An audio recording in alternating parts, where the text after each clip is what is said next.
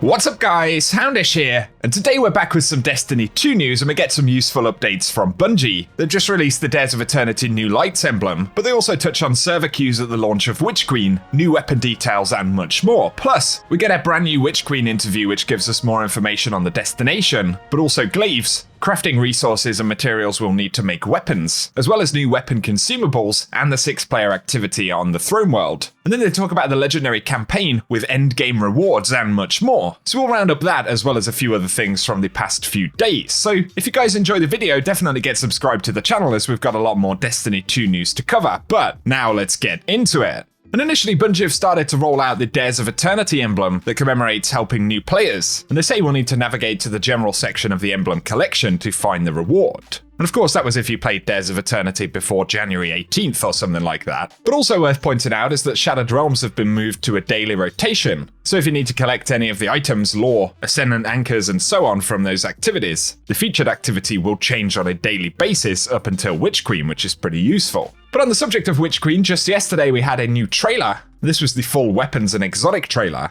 DMG confirmed that we will see a weapons-focused TWAB on Thursday, so stay tuned for that. And Bungie also pointed out that more than 1 million Destiny players have pre-ordered Witch Queen, so it's on track to be the most pre-ordered expansion in D2 history. But DMG also says, prepare for a queue. We have time to stress test our servers and prepare them for the thundering herd of Guardians signing in to challenge Savathûn, but seriously, there are a lot of you. So some potential for a few issues on the day of launch, but we've seen that plenty of times in the past. And here, before we get onto some new Witch Queen info, we have Bungie's most recent teaser for the expansion, so check this out. What do you think you're going to do?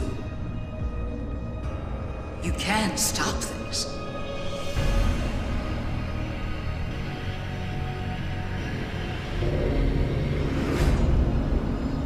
Really awesome stuff right there. Very excited to explore the Throne World. And here we get a new interview with Bungie from Game Informer. We do get some interesting new details. They start out with the destination and some of the activity content, and say Savathûn's Throne World is a sprawling new area for players to explore, filled with secrets and opportunities for combat across several distinct regions. A reflection of Savathûn's mind, the Throne World is an old hive realm that is being remade and blessed by the light that Savathûn has stolen. And they say she has the light, and she has this opulent, well-manicured castle, cool sculptures and courtyards, which of course isn't the typical hive area. Then there is the swampier bayou kind of area that she has not yet rebuilt with the light, as well as an underworld section. And they say there's even a new 6-person match-made activity called Wellspring that plays out in the Throne World, and it's built to convey the fantasy of storming the seemingly insurmountable castle, and conceptually the swamps, heat, and humidity represent something novel and distinct from what we've previously seen from the franchise. And they do have some new images as well that provide some of that contrast. We can see the very neat castle area, and then a better look at one of the kind of underworld spaces they refer to, but also a better look at some of the space on Mars. So one looking over the crest of the hill at the cradle right here, where we can see the full kind of scale of Savathûn's ship or structure here. Then a closer up image of the center of the ship,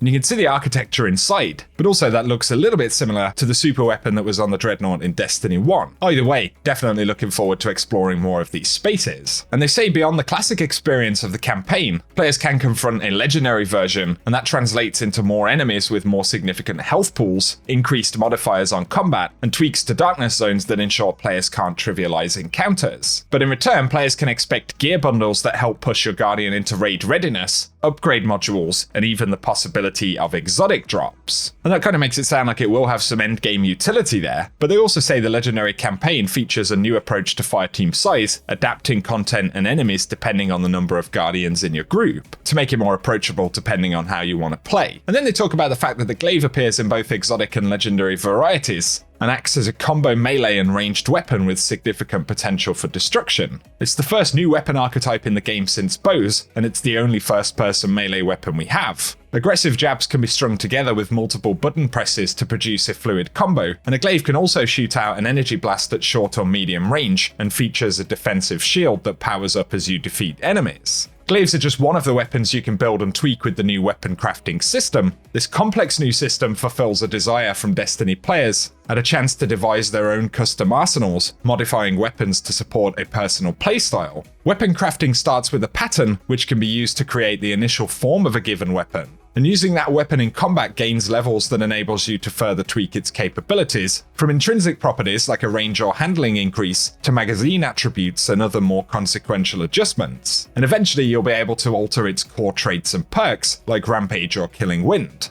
So that's the progress portion, but they go on to say you're also gathering crafting resources, both through distinct sources out in the game world, as well as by dismantling other weapons. And optional consumable mementos even let you unlock cosmetic changes to your weapons. So that's pretty interesting. And in terms of progressing through weapon upgrades, they certainly make it sound like we'll start out with the kind of base frame of the weapon, eventually have an agency over the barrels, masterworks, magazines and stuff like that, before finally getting access to more of the traits. But in many instances, unlocking those things will require a lot of playtime, but also the use of certain materials which are dedicated to crafting. And it sounds like crafting will also be able to affect certain cosmetics on weapons via the consumables they mentioned, but they say all of the weapon changes are enabled through the use of the Relic, both to create and subsequently customize your perfect tool of destruction. It's a new focus for investment in the game and personalization of your experience, and it's treated as such, a designated place that you visit that features numerous options for making a given weapon your own. And they say the reason we have this relic is that we want this to feel like a personal, sacred, and emotional, intimate moment for you, and to give it some importance in the universe. And so it's certainly looking like a pretty exciting process. Not only the weapons and their perks, but also visiting the relic and experiencing the destination on the path to upgrading some of those weapons. So give us your thoughts below, but they also finally say that the Witch Queen is set to see a further push towards play customization through revisiting Void subclasses. And the Retrofed is the first such reorganization of light-based subclasses planned for the year, with both Arc and Solar intended for rollout in later seasons. And to get a sense of what to expect, look no further than the recent launch of the Darkness-based powers and their aspects and fragments. They say players shouldn't expect entirely new power arrays, but instead it's about mixing and tweaking the existing power trees to build craft the exact character you want. And as Bungie have said, they'll be rolling out that change to more of the light subclasses over the course of the next year. And so those are some of the main bits from that interview, guys, but if you want to check it out in full, I'll link it down below. And give us any thoughts on what they've mentioned regarding the destination, the campaign, or the crafting element down in the comments section. Up next though, let's round up a couple of other bits of news. If you're curious about Bungie's decision to rotate certain weapons out of loot pools at the start of Witch Queen, DMG gives a few justifications, and of course, the other day they posted that the Igneous Hammer and Solar Scar will be removed from the Trials loot pool, as well as the Swarm, Shadow Price, Azumi RR4, and Hung Jury for the Nightfalls, and then the Iron Banner weapons Multi-Max CCX, Time-Worn Spire, Guiding Sight, and Steady Hand. Although he did say that some of the weapons will occasionally be offered for sale by Xur, and on top of that, Umbral focusing for Season of the Hunt, Chosen, Splicer, and Lost are going to be taken away. And so on the subject of some community feedback, he said, some general notes that he's passing up to the team include that the removal of weapons outright and not providing alternate acquisition sources can be frustrating after multiple seasons of hunting a specific weapon and not getting a drop or a good roll. But also that players would like to see many of these weapons shifted to Umbrals, or in the case of Rituals, shifted to a focusing system akin to Trials. And as for more of a justification of why some of these things are going away, he says, while the team would love to maintain some acquisition sources for many of the weapons rotated out, we don't have infinite resources to dedicate to this. And while the team did have bandwidth to add many of these weapons to the Xur rotation, this by no means is seen as a perfect solution by anyone at the studio. We do have more vendors being updated over the next few seasons to align with the focusing system on Saint for Trials loot, but this takes time. And he also says when looking at bloat in all sources, including Nightfalls, Legendary Engrams, Iron Banner, and Trials, removing a few weapons frees up a lot of space for some new things to come online, and helps us tighten up the calendar of rotation so players don't have to wait too long before the weapons come back around. And he says on the subject of bringing back old weapons, one of the reasons they want to do it is to give the two returning Nightfall weapons random rolls which they didn't have previously, but also access to weapons like the Summoner has been a frequent request. And given that Bungie didn't speak about a lot of this stuff in the TWAB, he does say we'll keep in mind giving more information for future seasons and explanations to hopefully get the information out a bit earlier. So I thought that was an interesting conversation there, and it could possibly indicate that Bungie will give us more information on some of these subjects in the upcoming TWABs, so give us your thoughts about it down below. Next, a major bit of news for the week, but you may have heard that Bungie joined Sony, which actually means that Sony Interactive Entertainment bought Bungie, costing somewhere around $3.6 billion. But importantly, Bungie have said they will retain creative control of Bungie, and it won't spell any exclusive platform content anytime soon.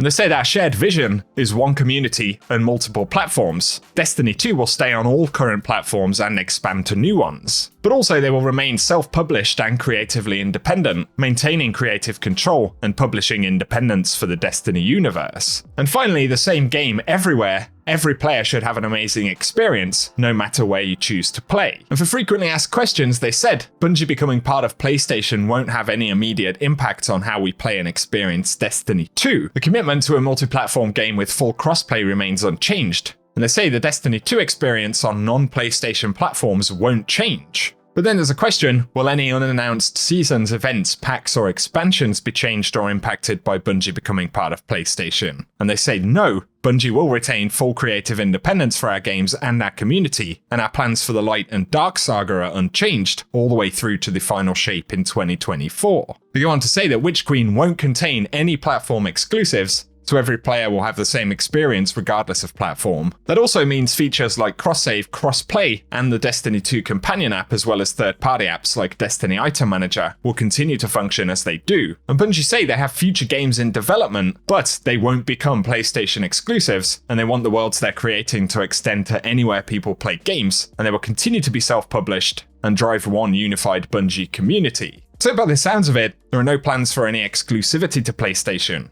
That's across Destiny and future titles, which essentially means Bungie have given a promise on that. And presumably Sony are going to support Bungie and the development of their titles, and presumably in return they're going to get a cut of everything that Bungie makes. And Bungie have also said that this supports them moving into different media and becoming a global multimedia company, which does align with a lot of the stuff they've spoken about in the past couple of years. So there's certainly a lot of potential there, but definitely a lot of opinions in the community as well. So be sure to give us your thoughts in the comment section. Final thing to mention right here, actually a bug in the game, but Cosmo said they're looking into an issue with Peregrine Greaves, and players have reported that it's using the old shoulder charge activation timer, meaning that you can hit an in-air shoulder charge and it ends up doing the base non-lethal damage. So it's one that they'll be looking to fix in the future. But otherwise for today guys, that is everything we have to round up in the video. Let us know your thoughts on everything we've spoken about in the comment section. Definitely get subscribed to the channel as well. Plus turn on notifications to be kept up to date with Witch Queen news and everything related to Destiny 2. But otherwise for today, as always, I appreciate you tuning in and I'll catch you guys very soon.